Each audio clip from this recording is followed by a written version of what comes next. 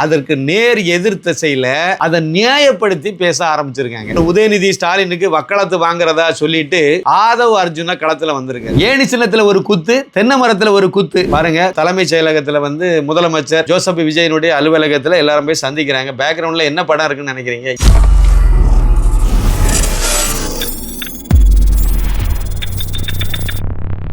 சாமானியன் குரல் தேசியவாதிகளுக்கு எனது பணிவான வணக்கம். அதாவது சனாதனத்தை ஒழிப்போம்னு கிளம்புனாங்க பார்த்தீங்களா, இது வரைக்கும் முதலமைச்சர் திரு ஜோசப் விஜய் அவர்கள் அதுக்கு வருத்தமோ இல்லைன்னா அந்த முஸ்தபா எம்எல்ஏ அதுக்கு மன்னிப்பு கேட்க சொல்கிறதோ எதுவுமே சொல்லலை. ஆனால் அதற்கு நேர் எதிர் திசையில் அதை நியாயப்படுத்தி பேச ஆரம்பிச்சிருக்காங்க.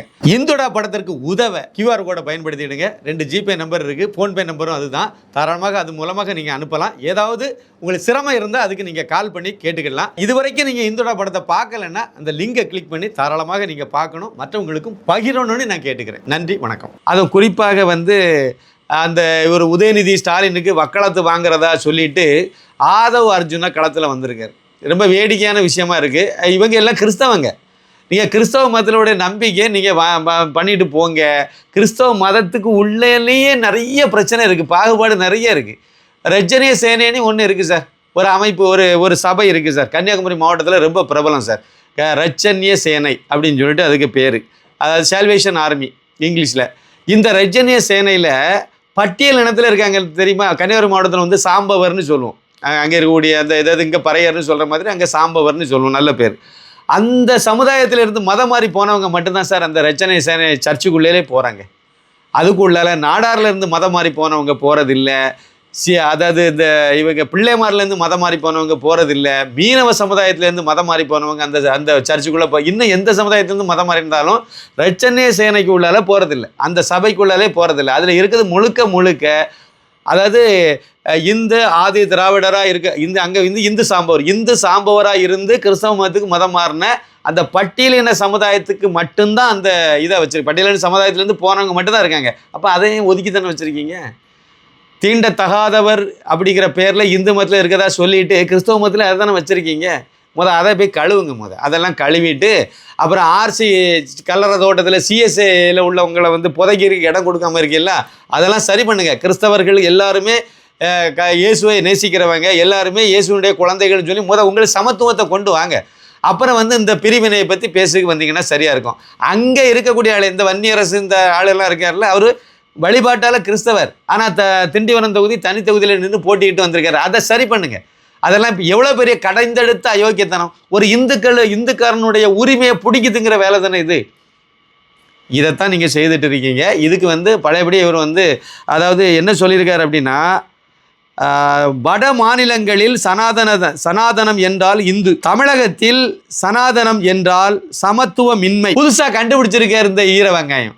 அதாவது ஆதவ் அர்ஜுனா சொல்கிறார், அதாவது வட மாநிலத்தில் இந்து மதமா, சனாதன தர்மம்னா இந்து மதமா, தமிழ்நாட்டில் அது இந்து மதம் கிடையாதான், அது பாகுபாடுனா நீங்கள் உங்கள் இதில் மாற்றுங்க. பாகுபாடு தானே அது. கிறிஸ்தவ மதத்தில் இருக்கல, அதை போய் கலைங்க போங்க. கிறிஸ்தவ மதத்திலேருந்து நீங்கள் உங்கள் குடும்பத்திலேருந்து பட்டியல் இனத்துக்கு கல்யாணம் பண்ணி கொடுங்க சார். உங்கள் குடும்பத்திலேருந்து நீங்களும் வசதி தான், நம்ம ரஞ்சித்தும் வசதி தான், மாரி செல்வராஜும் வசதி தான், இவங்களுக்கு கல்யாணம் பண்ணி கொடுங்க. உங்கள் வீட்டிலேருந்து பொண்ணு கொடுத்து பொண்ணு எடுங்க. உங்கள் குடும்பத்திலேருந்து சமமாக ஆகிக்கிறங்க.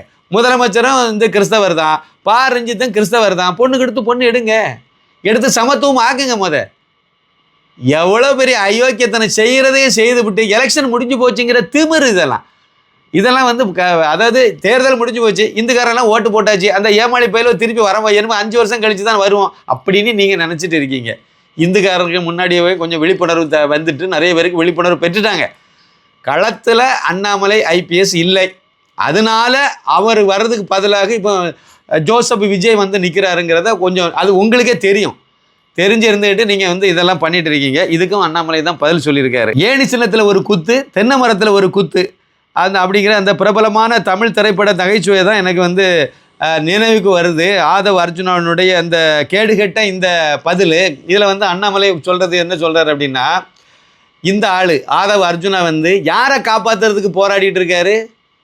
அவங்களுடைய பழைய முதலாளி, கூட்டாளி உதயநிதி ஸ்டாலினை காப்பாற்றுறதுக்காக வேண்டி இந்த தத்துவம் பேசிட்டு அலையிறாரு. எதுக்கு அதை பண்ணணும், எதுக்கு காப்பாற்றணும்? அப்போ நீங்கள் எல்லாம் கூட்டு களவாணி தானே ஒன்றா. ஏன்னா இவர் 2021 இவரே திமுக தானே, திமுகவில் தானே இருந்தார், அதுக்கு தானே பாடுபட்டுட்டு இருந்தார், அந்த கட்சியில் தானே உழைச்சிட்டு இருந்தார். அது பிற விடுதலை சிறுத்தைகள், அது பிற இங்கே அது ஒரு 5 கட்சி, அமாவாசை அது வேற இருக்கட்டு இருந்து இப்படி வந்துருக்கு. என்னென்னையும் போயிட்டு போங்க, ஆனால் இந்து மதத்தை ஏன் இது பண்ணி இந்த மாதிரி பண்ணிட்டு இருக்கீங்கிறது தான் என்னுடைய கேள்வி. அண்ணாமலை அவர்களும் இதே தான் கேட்டுட்டு இருக்கார். எந்த கட்சியில் இருக்கிறோம் என்பதையே ஆதவ் அர்ஜுனா மறந்து விட்டாரோ என தோன்றுகிறது. உதயநிதியை பாதுகாப்பதில் திமுக தொண்டர்களுக்கு கூட இல்லாத அவசரத்தை ஆதவ் காட்டியுள்ளார். வட மாநிலங்களில் இந்து மதத்திற்கு இணையாக பார்க்கப்படும் சனாதன தர்மம் எப்படி தமிழகத்துக்கு வந்ததும் சமத்துவமின்மை என்று பொருள் மாற்றப்படுகிறது. சனாதனம் பற்றி தமிழக வெற்றி கழக எம்எல்ஏ கூறிய பொறுப்பற்ற கருத்துக்கு வருத்தம் தெரிவிப்பதற்கு பதில் அதை நியாயப்படுத்தி பேசும் பாதையை ஆதவ் தேர்வு செய்துள்ளார் அப்படின்னு சொல்லி கடுமையாக திரு அண்ணாமலை ஐபிஎஸ் ஆதவ் அர்ஜுனாவுக்கு கண்டனம் தெரிவிச்சிருக்காரு. இது உண்மையிலேயே ரொம்ப வருத்தப்பட வேண்டிய விஷயம். பெரும் 185 பேர் இந்துக்காரன் நம்ம இருக்கோம். ஆனால் தைரியமாக இந்த மாதிரி பேசுகிறாங்கன்னா நம்ம இன்னும் வெளியே வரலன்னு அர்த்தம். நாம் இந்துங்கிறதே நமக்கு புரியலைன்னு அர்த்தம். நம்ம ஏதோ ஒன்று நினச்சிட்டு இருக்கோம். எல்லாமே இவங்க, அதாவது நீங்கள் நினச்சி பாருங்களேன், 100க்கு ஒரு 8% இருக்க வாய்ப்பு இருக்கும் கிறிஸ்தவங்க. ஆனால் அவங்க தான் நம்மளை ஆட்டி படைக்கிறாங்க அப்படின்னா, அவங்க தான் முடிவு பண்ணுறாங்க அப்படின்னா ரொம்ப கேலி கூத்தா இருக்குல்ல. அதாவது நம்ம ஈக்குவாலிட்டி தானே இருக்கணும். இங்கே மைனாரிட்டியும் தேவையில்லை, மெஜாரிட்டியும் தேவையில்லை, ஈக்குவாலிட்டி அதுதானே நம்மளுடைய சட்டம். அப்படி தானே நம்ம நடைமுறையில் இருக்குது, அதைத்தானே செய்யணும். ஆனால் நீங்கள் அப்படி செய்யலை. சிறுபான்மையினர் அப்படிங்கிற பேரில் நீங்கள் முதலமைச்சரே உட்காந்துட்டு சிறுபான்மையினருக்கான ஆட்சின்னு சொல்லிட்டீங்க. அப்பாவும் இப்படி தான் சொல்லிட்டாலும் இது கிறிஸ்தவங்க, இந்த திமுக ஆட்சி, இந்த திராவிடியா மாடல் ஆட்சி கிறிஸ்தவங்க போட்டால் பிச்சேன்னு சொன்னார். இப்போ என்ன பாடுபட்டு இருக்காரு? இதே தான் நாளைக்கும் உங்களுக்கும். நீங்கள் கிறிஸ்தவர்களுக்கான ஆட்சின்னு சொல்லுங்கள், சிறுபான்மையினருக்கான முன்னேற்றத்துக்கான ஆட்சின்னு சொல்லுங்கள், கடைசியில் நீங்களும் இதே நிலைமைக்கு தான் போவீங்க. இதில் தவகவினுடைய மத்திய மதுரை தொகுதியிலிருந்து தேர்ந்தெடுக்கப்பட்ட முஸ்தபா அவர் விளக்கம் சொல்லியிருக்கார். அதாவது திருந்தவே மாட்டாங்க இவங்கெல்லாம். அதாவது நம்ம தப்பாக சொல்லிட்டோம், நம்ம எதுவுமே அதுக்கு ஒரு பரிகாரம் தேடுறதுக்கு நாங்கள் இப்படி தெரியாமல் சொல்லிட்டேன், அதுக்கு குறைந்தபட்சம் வருத்தம் தெரிவிக்கிறேன், உங்கள் மனசை புண்படுத்தினேன் அப்படி கேட்கலாம்ல. மீனாட்சி அம்மன் கோவில், மீனாட்சி ஆட்சி செய்த அந்த தொகுதிக்குள்ளே தான் நீங்கள் நிற்கிறீங்க. தப்பவே முடியாது, நீங்கள் ஒரு காலமும் தப்பவே முடியாது. இவர் என்ன விளக்கம் சொல்கிறாருன்னா, பிறப்புக்கும் எல்லா உயிருக்கும் முஸ்தபா சொல்கிறார், நமக்கு போதிக்கிறார். இந்த இறைச்சி கடைக்காரர் நமக்கு கறிக்கடை வச்சுருந்தார்ல, அவர் இப்போ நமக்கு போதிக்கிறார். பிறப்புக்கும் எல்லா உயிருக்கும் என்ற கொள்கையின் அடிப்படையில் இந்து, முஸ்லிம், கிறிஸ்தவர்கள் என அனைவரையும் அரவணைத்து மனிதநேய சிந்தனையுடன் எனது பயணத்தை தொடர விரும்புகிறேன். முதல்ல நீ செய்திருக்க வேண்டிய வேலை மன்னிப்பு கேட்டிருக்கணும். நான் இந்த மாதிரி இந்து மதத்தை ஒழிப்போன்னு சொன்னதை மன்னிப்பு கேட்டிருக்கணும். அதை கேட்குறத விட்டுக்கிட்டு பிறப்போக்கும் எல்லா உயிருக்கும் அப்படின்னு சொல்லிட்டு இவர் சொல்கிறார். உண்மையிலே அடுத்த லைனையும் சேர்த்து சொல்லணும். பிறப்போக்கும் எல்லா உயிருக்கும் சிறப்பவா செய்தொழில் வேற்றுமையான், இதையும் சேர்த்து தானே திருவள்ளுவர் சொல்லியிருக்காரு. அதில் என்ன பாதியை மட்டும் வெட்டிக்கிட்டு பிறப்புக்கும் எல்லா உயிருக்கும் அப்படின்னா பிறக்கும்போது எல்லாரும் ஒரே மாதிரி தான் பிறக்கிறோம். ஆமாம், வள்ளுவரும் அதான் சொல்லியிருக்காரு. அடுத்த லைனில் என்ன சொல்லியிருக்காரு? சிறப்பவா செய்தொழில் வேற்றுமையான். ஆனால் அவங்க கூடிய செயல்கள் மூலமாக அவங்க உயர்ந்த இடத்துலையோ தாழ்ந்த இடத்துலையோ பாகுபடுத்தி வைக்கப்படுறாங்க. அதானே உண்மை. பாகுபாடு வருதா இல்லையா? வள்ளுவரே அதானே சொல்லியிருக்காரு. நீங்கள் சொன்ன குரல்லே அதானே சொல்லியிருக்காரு. நீங்கள் செய்யக்கூடிய செயல்கள் மூலமாக இறைச்சி கடை வச்சுருந்தா அதுக்குள்ளே மரியாதை கிடைக்கும் ஓரளவுக்கு. ஆனால் இப்போ நீங்கள் செய்திருக்க இந்துக்காரங்களெல்லாம் இந்து மதத்தை அழிக்கணும்னு கிளம்புறதுனால உங்களுடைய தராதரம் என்னங்கிறத மக்கள் புரிஞ்சு உங்களை எந்த இடத்துல வைக்கணுமோ அந்த இடத்துல வைக்க போகிறாங்க. அவ்வளோதானே. கலெக்டரை வேலை பார்த்தா கலெக்டருக்குரிய மரியாதை கிடைக்கும், பியூனை வேலை பார்த்தா பியூனுக்குள்ள மரியாதை கிடைக்கும், இறைச்சி கடை வச்சுருக்கவங்களுக்கு இறைச்சி கடை, கறிக்கடை வச்சுருக்கவங்களுக்கு உள்ள மரியாதை கிடைக்கும். அவ்வளோதானே. அதுதானே. திருடனுக்குள்ள மரியாதை தான் கிடைக்கும். அதுதானே இயல்பு. இவர் இந்த லட்சணத்தில் நமக்கு தத்துவம் சொல்ல வந்திருக்காரு. அதாவது இவங்க எல்லாம் திருந்த மாட்டாங்க அப்படிங்கிறது தான். இவங்க எந்த காலத்தையும் திருந்த, ஏன்னா திட்டமிட்டே தானே செய்கிறாங்க. இந்துடா படத்திற்கு உதவ QR கோடை பயன்படுத்திடுங்க. 2 ஜிபே நம்பர் இருக்குது, ஃபோன்பே நம்பரும் அதுதான். தாராளமாக அது மூலமாக நீங்கள் அனுப்பலாம். ஏதாவது உங்களுக்கு சிரமம் இருந்தால் அதுக்கு நீங்கள் கால் பண்ணி கேட்டுக்கலாம். இது வரைக்கும் நீங்கள் இந்துடா படத்தை பார்க்கலன்னா அந்த லிங்கை கிளிக் பண்ணி தாராளமாக நீங்கள் பார்க்கணும், மற்றவங்களுக்கும் பகிரணும்னு நான் கேட்டுக்கிறேன். நன்றி, வணக்கம். நீங்கள் ஒரு படத்தை நான் அந்த இடத்துல நான் உங்களுக்கு வைக்கிறேன் பாருங்கள். தலைமைச் செயலகத்தில் முதலமைச்சர் ஜோசப் விஜயனுடைய அலுவலகத்தில் எல்லாரும் போய் சந்திக்கிறாங்க. பேக்ரவுண்டில் என்ன படம் இருக்குன்னு நினைக்கிறீங்க? ஈவேரா படம் இருக்குது. ஈவேராவுக்கும் நேர்மைக்கும் என்ன சார் சம்பந்தம்? என்ன சம்பந்தம்? காங்கிரஸில் இருக்கும்போதே 5000 ரூபாய் இவர் திருடி விட்டாருன்னு சொல்லி தான் இவர் அந்த இதுலேருந்தே வெளியே வந்ததாக தான் வரலாறு எழுதி வச்சுருக்காங்க. அதான் உண்மை.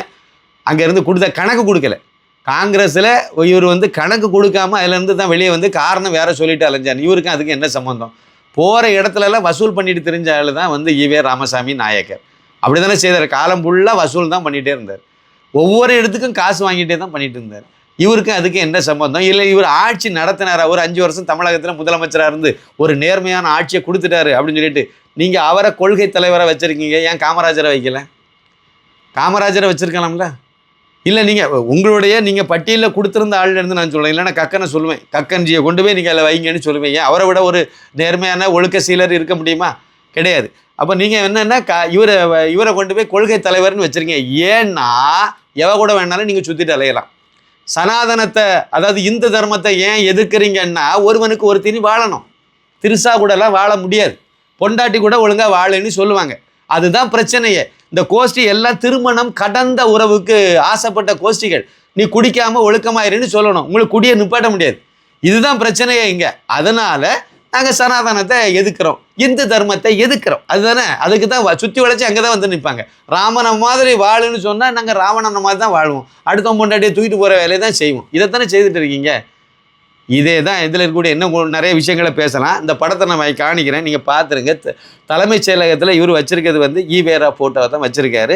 அதே மாதிரி இந்த ஆட்சியும் வந்து அப்படியே திமுகவினுடைய அப்படியே மறு வடிவமாக திராவிடியா மாடல் 2.0 அதுதான் விஜயனுடைய ஆட்சியாக இப்போ நடந்துட்டு இருக்கு. முக்கியமான ஒரு சின்ன உதாரணத்தை உங்களுக்கு சொல்கிறேன். நேற்றுக்கு வந்து பெட்ரோலுக்கும் டீசலுக்கும் வந்து 3 ரூபா கூட்டிட்டு விட்டாங்க அப்படின்னு சொல்லிட்டு 3 ரூபாங்க. முக்கியமாக பார்த்துட்டுங்க 3 ரூபாய் அதிகப்படுத்தி எத்தனை வருஷத்துக்கு பிறகு? ஒரு 7-10 வருஷத்துக்கிட்ட இருக்கும்னு நினைக்கிறேன், கரெக்டாக தெரில. பிறகு 3 ரூபா கொடுத்துருக்காங்க. நிறைய இடத்துல பெட்ரோலே கிடைக்கல. பெட்ரோல் கிடைக்காம திணறிட்டு இருக்கக்கூடிய சூழ்நிலையில், கேஸ் கிடைக்காம திணறிட்டு இருக்கக்கூடிய சூழ்நிலையில் எந்த விதமான பிரச்சனை இல்லாமல் கரெக்டாக இந்தியா முழுக்க அந்த பிதாமகன் திரு நரேந்திர மோடி அவர்கள் வந்து சப்ளை பண்ணிட்டு இருக்கார், கொடுத்துட்டு இருக்கார். அதில் 3 ரூபா வந்து டீசலுக்கு, இப்போ 3 ரூபா பெட்ரோலுக்கு 3 ரூபா கூட்டினதை ஒரு பெரிய விஷயம் சொல்லிட்டு ஒரு பெரிய அறிக்கை விடணுங்கிற பேரில் தொடக்கமே என்ன தெரியுங்களா? அரசு செய்தி குறிப்பு. ஒன்றிய அரசின் பொதுத்துறை எண்ணெய் நிறுவனங்கள் பெட்ரோலிய பொருட்களின் விலையை இன்று உயர்த்தியுள்ளது தொடர்பாக மாண்புமிகு தமிழக முதலமைச்சர் திரு ஜோசப் விஜய் அவர்கள் அறிக்கை. இதில் 2 விஷயத்தை நீங்கள் மைனூட்டாக பார்க்கணும். ஒன்று வந்து ஒன்றிய அரசு முடிஞ்சு போச்சா, கதை முடிஞ்சு போச்சு. இவங்க வந்து திருந்தவே மாட்டாங்க. இவங்க அதே திமுக ஆட்சியினுடைய தொடர்ச்சியாக தான் பண்ணிகிட்டு இருக்காங்க. அந்த திராவிடியா மாடல் 2.0ன்னு சொன்னோம் பார்த்தீங்களா, அது ஒன்று. 2வது மாண்புமிகு தமிழ்நாடு முதலமைச்சர். உங்கள் கட்சிக்கு பேர் என்னதுங்க? உங்கள் கட்சிக்கு பேர் தமிழக வெற்றி கழகம். அதானே உங்கள் கட்சிக்கு பேரே தமிழக தானே வச்சுருக்கீங்க. ஏன் தமிழக முதலமைச்சர்னு போட வேண்டியதுன்னு ஏன் போடல? ஏன்னா ஸ்டாலின் வந்து தமிழகம்னு இருந்த தமிழக முதல்வர், தமிழக அமைச்சர் இப்படி தான் இருந்துச்சு. அதை மாற்றினாலே இந்த திராவிடியா மாடல் ஆட்சியில் தான் மாற்றினாங்க. மாற்றி எல்லா இடமும் கட்டாயப்படுத்தி தமிழ்நாடுன்னே கொண்டுட்டு வந்தாங்க. ஏன்னா இது ஒரு தனிநாடு மாதிரியான ஒரு இதை உருவாக்கணுங்கிறது அவங்க அஜெண்டா. இது மிஷினரி கும்பலுடைய அஜெண்டா. அதை வந்து மு.க. ஸ்டாலின் கரெக்டாக நடைமுறைப்படுத்திட்டு வந்தார். இப்போ இவரும் கட்சியினுடைய பேரில் நான் அந்த நேரத்தில் போட்ட பதிவில் வந்து சொல்லியிருப்பேன், இந்த மாதிரி வச்சுருக்காரு, அவருக்கு வாழ்த்து சொல்கிறேன்னு சொல்லியிருப்பேன். தமிழக அப்படிங்கிற வார்த்தையை பயன்படுத்தினதுக்காக இவருக்கு நன்றி சொல்லணும்னு சொல்லியிருப்பேன். தமிழக அந்த லா வந்தால் தாங்க அது வந்து சரியாக இருக்குது. அதை வச்சுருப்பார். அது சந்தோஷம் தான், கட்சி பேரை வச்சிடலாம்னு சொல்லியிருப்பேன். அதில் இக்கனா இல்லைன்னு சொல்லிட்டு விமர்சனம் பண்ணியிருப்பேன். அப்புறம் இக்கனா தமிழக வெற்றி கழகம், அதில் இக்கனா விடுபட்டு போச்சுன்னுலாம் சொல்லியிருப்போம். அது பிறகு வச்சாங்க. சரி, இப்போ விஷயத்துக்கு வாங்க. தமிழ்நாடுக்கும் தமிழகத்துக்கும் இதாங்க வித்தியாசம். தமிழ்நாடு அப்படின்னா ஒரு தனிநாடுங்கிற மாதிரியான ஒரு பிம்பத்தை ஒரு கட்டமைக்கணுங்கிற நோக்கத்தில் பண்ணுற வேண்டாத வேலை. தமிழகம் அப்படிங்கும்போது நம்ம வந்து இந்தியாவினுடைய ஒரு அங்கம், ஒரு மாநிலம் அப்படிங்கிற மனப்பான்மையில் கூட்டு முயற்சியாக இருக்கிற மாதிரி வருங்கிற நோக்கத்தில் வைக்கப்பட்டது அப்படிங்கிறது தான் என்னுடைய கருத்து. இதுதான் உண்மையும் கூட. இவங்க அதைத்தான் மாற்றணும்னு நினைக்கிறாங்க, அதைத்தான் வந்து வேறுபடுத்தி நிற்கணும்னு நினைக்கிறாங்க. எல்லா விஷயத்துலையும் திமுக அரசு அந்த 2.0வாகவே கொண்டு போகணும்னு நினைக்கிறாங்க. நீட் எதிர்ப்பாக இருக்கட்டும், நவோதயா பள்ளிகளை அமல்படுத்தக்கூடாது. அவங்க போட்டு 1000 ரூபாய், நீங்கள் 2500 ரூபா கொடுப்பேன்னு சொன்னீங்க. இப்போ 2500 தான் நீங்கள் கொடுத்துருக்கணும் மகளிர் உதவித்தொகை, உரிமைத்தொகை. அவங்க வச்சிருந்த பேர் உரிமைத்தொகை. நீங்கள் வந்து என்ன பேரை வேணாலும் வச்சுருப்போங்க, அது உங்களுடைய சௌரியம். ஆனால் அதே இதை அப்படியே கண்டினியூ பண்ணணும்னு நினைக்கிறீங்க, அப்படியே 1000 ரூபாயே கொடுக்கணும்னு நினைக்கிறீங்க. கொடுங்க, அது நடக்கட்டும், நல்ல விஷயம் தானே, அது நடந்துட்டு போட்டு. நீங்கள் என்ன செய்கிறீங்க அப்படிங்கிறது தான் நமக்கு இதில் முக்கியமாக நம்ம பேச வேண்டிய விஷயமா இருக்குது. அது திமுக அரசு செய்தது. அந்த திராவிடிய மாடல் அரசாங்கத்தில் என்னென்னலாம் பண்ணினாங்களோ அதை அப்படியே கொஞ்சம் கூட பிசகாமல் நீங்கள் செய்கிறது தான் நமக்கு சுட்டி காட்ட வேண்டிய இடத்துல இருக்குது. நீங்கள் அதே தான் செய்திருக்கீங்க, உங்களுக்கு அவங்களுக்கு எந்த மாற்றமும் இல்லை அப்படிங்கிறது தான் நம்ம இந்த இடத்துல பதிவு பண்ண வேண்டிய சூழ்நிலையில் நீங்கள் இருக்கீங்க. அடுத்து பெட்ரோல் விலை. முக்கியமாக வந்து ஜோசப் விஜய் சொன்னதில் ஒரு விஷயத்தை என்ன சொல்லியிருக்காருன்னா, இந்த 3 ரூபா கூட்டினதுனால ஆட்டோவில் 2 வீலர்காரங்க பாதிப்புக்குள்ளாயிட்டாங்க, காரில் போகிறவங்க பாதிப்புக்குள்ளாயிட்டாங்க. அதனால் பெரிய 3 ரூபா கூட்டினதுனால மிகப்பெரிய பாதிப்பெல்லாம் வந்து போச்சு அப்படிங்கிற மாதிரி வந்து கட்டமைச்சிருக்காரு. அந்த அறிக்கையில் அவர் வந்து தெளிவுபடுத்தியிருக்காரு. ஆனால் இந்தியா முழுக்க பார்த்தீங்கன்னா பல்வேறு மாநில முதலமைச்சர்கள் எல்லாம் வந்து இந்த பெட்ரோல் டீசல் இதை வந்து சிக்கனப்படுத்துறதுக்காக அவங்க வந்து 2 வீலர்லாம் வந்து தலைமைச் செயலகத்துக்கு வந்துட்டு இருக்காங்க. அது மாதிரி நீதியரசர்கள் எல்லாம் கூட சைக்கிளில் வந்துட்டு 2 வீலர்னால் சைக்கிளில் வந்துட்டு இருக்காங்க. ஏன்னா பெட்ரோல் எரிபொருளை மிச்சப்படுத்தணும், சேமிக்கணும் அப்படிங்கிற நோக்கத்தில், ஏன்னா சர்வதேச அளவில் உள்ள ஒரு தாக்கத்தை சரி கட்டுறதுக்கு வேண்டி பண்ணணும்னு நினைக்கிறாங்க. இதெல்லாம் அவங்க செய்கிறாங்க. இவர் 3 ரூபா டீசலுக்கும் 3 ரூபா பெட்ரோலுக்கும் கூட்டினதுக்கு ஒப்பாரி வச்சு அந்த எப்படி வந்து இதுக்கு முன்னாடி இருந்த ஸ்டாலின் அவர்கள் வந்து பண்ணியிருந்தாரோ அதே வேலையை இதுதான் அதே ஜெராக்ஸ் காப்பி அப்படியே. ஏன்னா இவங்க வந்து சபாநாயகர் வெளியிட்ட அறிக்கையில் கூட கடைசியில் அப்பாவுன்னு பேர் போட்டு வெளியிட்டவங்க. அப்படியே நகல் பேரை கூட மாற்றாமல் விட்டுவிட்டாங்கல்ல. அதே மாதிரி இதில் ஏதோ மாற்றி இவருக்கு பேரை போட்டிருக்காங்க. இப்போ நான் சொல்ல வர வேண்டிய விஷயம், முக்கியமான விஷயம் என்னென்னா, பாகிஸ்தானில் நம்ம 2-3 நாட்டை மட்டும் சுற்றி இருக்கிறத எடுத்துக்கிடுவோம். பாகிஸ்தானில் இந்த அரபு நாட்டில் இந்த ஈரான் சண்டைக்கு பிறகு 54.3% கூட்டியிருக்காங்க பெட்ரோல் விலையை. 54.9% பாகிஸ்தானில் வந்து பெட்ரோல் விலையை கூட்டியிருக்காங்க. அதே மாதிரி டீசல் விலையை 44.9% கூட்டியிருக்காங்க. சதவீதம், ரூபா இல்லை, சதவீதம் கூட்டியிருக்காங்க. பாகிஸ்தான் மாதிரியே அரபு நாடுகள், ஏன்னா அங்கே தானே எண்ணெய் வளம் கிடைக்குது, அங்கே இருந்தானே வருது. அதனால் நம்ம அதை ஒரு உதாரணமாக எடுத்துக்கிட்டோம். யுனைடெட் அரப் எமிரேட்ஸ் இதில் பெட்ரோல் விலையை வந்து 52.4% கூட்டியிருக்காங்க. டீசல் விலையை 86.1% கூட்டியிருக்காங்க. இது எங்கே? யுனைடெட் அரப் எமிரேட்ஸ் இதில்.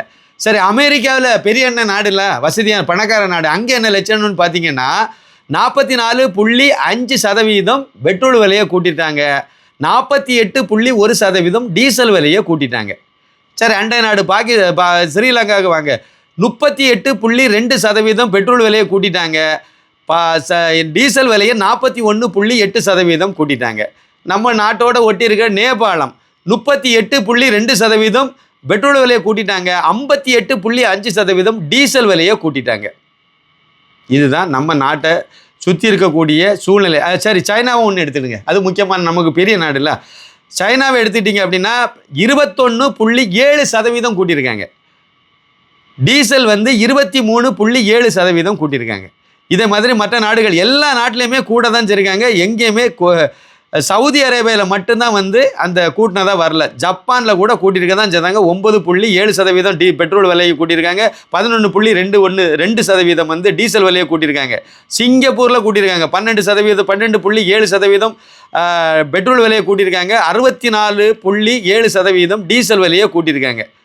இத்தாலியை பார்த்துடுங்க, நம்ம பப்புடைய பாட்டி ஊரில் இத்தாலி, அதனால் அந்த இத்தாலியும் பார்த்துக்கிடுவோம். 15.4% பெட்ரோல் விலையை கூட்டியிருக்காங்க, 19.8% டீசல் விலையை கூட்டியிருக்காங்க. எங்கய்யா நாட்டில், எந்த நாட்டில் டீசல் விலை பெட்ரோல் விலையை கூட்டாமல் இருக்காங்க பாருங்கள். எல்லா நாட்டிலையும் கூட்டி வச்சுருக்காங்க. நம்ம அதுவும் எப்படி எல்லாமே 40%, 30%, 20% கூட்டி வச்சுருக்க இடத்துல நாம் வந்து 3 ரூபா கூட்டியிருக்கோம். சதவீதம்னு நீங்கள் எடுத்தால் கூட அது 3% அந்த அளவு தான். ஏன்னா பெட்ரோல் 100 ரூபா அந்த ரேஞ்சில் தானே இருக்குது. அதனால் ஒரு 3 அது இல்லை, அது கம்மியாவோ இல்லை 3% அவ்வளோதான் நீங்கள் வரோம். 3 ரூபான்னா இல்லை 3.2 அந்த மாதிரி ஏதோ 2 வர வாய்ப்பு இருக்குது. இதில் என்ன நடக்க போகுது? இதனால் வந்து வாகனங்கள் ஓடாது, கார்கள் ஓடாது, என்னமோ வந்து எதுவுமே நடக்காது அப்படின்னு சொன்னால், இப்படி ஒரு பொறுப்பு கெட்ட முதலமைச்சர் தானே நிதி எடுத்திருப்பீங்க. இதே ஒப்பாரியை தான் இதுக்கு முந்தின ஆட்சியாளர்களும் செய்தாங்க, அதே தான் இவரும் பண்ணுறாரு. இன்னொரு முக்கியமான விஷயம், மிச்சம் மீதி உள்ளதை இவர் இதைத்தான் செய்வார். நீட் எதிர்ப்பு ஏற்கனவே டிக்ளேர் பண்ணியாச்சு, நீட்டை நாங்கள் எதுக்க போகிறோன்னு சொல்லிட்டாங்க, அதை நம்ம பேசிட்டோம். இதேமாதிரி ஒவ்வொரு விஷயத்துலையும் வந்து மத்திய அரசு கொண்டு வரக்கூடிய எல்லா விஷயங்களையும் இதுக்கு முன்னாடி இருந்த திராவிடியா மாடல் ஆட்சி என்னெல்லாம் பண்ணிச்சதோ, எப்படியெல்லாம் எதிர்த்து என்னெல்லாம் நாசமாக போச்சதோ அதே தான் இவர் முன்னெடுக்கிறாரு. இதை நாம் வரவேற்கணும். ஜோசப் விஜய் செய்யக்கூடிய இதை அப்படியே திமுகவை பின்பற்றி வராரு பார்த்தீங்களா? அது வந்து என்ன ஆகும் அப்படின்னா, களத்தில் திரு அண்ணாமலை ஐபிஎஸ் 19ஆம் தேதி வரப்போகிறாரு. வந்த உடனே அநேகமாக பாஜகவினுடைய மாநில தலைவர் அவரை தான் நியமிக்கக்கூடிய சூழ்நிலை இருக்குமே தான் எனப்படுது. அவர் தான் வந்து ஆகணும், இல்லைன்னா பாஜக ஒன்றும் தூக்கி நிறுத்தலாம் முடியாது. அவர் வந்து களம் ஆடும்போது அண்ணாமலை விஸ் ஆல் அதர் பார்ட்டிஸ்னு வரப்போகுது. திமுகவும் அதே நிலைப்பாடு, ஜோசப் விஜயனுடைய ஆளுங்கட்சிக்கும் அதே நிலைப்பாடு, இவர் ஸ்டாலினுடைய எதிர்கட்சிக்கும் அதே நிலைப்பாடு. அதே மாதிரி அதிமுகவில் ஒரு பகுதி பிரிஞ்சு அங்கே போய் ஒட்டிக்கிட்டாங்க, அவங்களுக்கு நிலைப்பாடு இதே நிலைப்பாடு. காங்கிரஸும் இதே நிலைப்பாடு, கம்யூனிஸ்டும் இதே நிலைப்பாடு, விடுதலை சிறுத்தைகளும் இதே நிலைப்பாடு, எல்லாருமே இதே நிலைப்பாடு. ஒரே ஒரு இது மட்டும் வெளியே இருந்து தான் அரசியல் பண்ண முடியும் அண்ணாமலையினால். அவர் மட்டும் தனித்து நிற்பார். இவங்க அவ்வளோ ஒரு கூட்டம், அண்ணாமலை மட்டும் இன்னொரு பக்கத்தில் நிற்க போகிறாரு. இது நல்ல ஒரு வளர்ச்சி, பாஜகவினுடைய மிகப்பெரிய ஒரு வளர்ச்சிக்கு வழிவகை செய்கிற மாதிரி வேலை செய்கிறாங்க. அந்த அடிப்படையில் நம்ம யோசிக்கும்போது திரு ஜோசப் விஜயனுடைய இந்து மத வெறுப்பாக இருந்தாலும் சரிதான், இல்லைன்னா நாங்கள் கிறிஸ்தவ சபையாக சட்டசபையை மாற்றி பண்ணிகிட்டு இருக்காங்கல்ல, அது சுவிசேஷ சபை, பாலகௌதமன் சொல்கிற மாதிரி தான் சுபிசேஷ சபையை மாற்றிட்டு இருக்காங்கல்ல சட்டசபையை, அப்படி நீங்கள் பண்ணாலும் சரி தான். இன்னும் என்ன அட்டூழியங்கள் எல்லாமே பண்ணுங்க. இதுதான் இந்த திராவிடியா மாடலினுடைய கடைசி எச்சமாக இருக்க போது இந்த ஆட்சி. இதுக்கு பிறகு இதுக்கு நீட்சியே இருக்காது. இதோட எல்லாத்தையும் குழி தோண்டி புதைக்கிற மாதிரி இருக்கும்னு நினைக்கிறேன். நன்றி, வணக்கம். இந்துடா படத்திற்கு உதவ QR கோடை பயன்படுத்திடுங்க. 2 ஜிபே நம்பர் இருக்குது, ஃபோன்பே நம்பரும் அதுதான். தாராளமாக அது மூலமாக நீங்கள் அனுப்பலாம். ஏதாவது உங்களுக்கு சிரமம் இருந்தால் அதுக்கு நீங்கள் கால் பண்ணி கேட்டுக்கலாம். இதுவரைக்கும் நீங்கள் இந்துடா படத்தை பார்க்கலன்னா அந்த லிங்கை கிளிக் பண்ணி தாராளமாக நீங்கள் பார்க்கணும், மற்றவங்களுக்கும் பகிரணும்னு நான் கேட்டுக்கிறேன். நன்றி, வணக்கம்.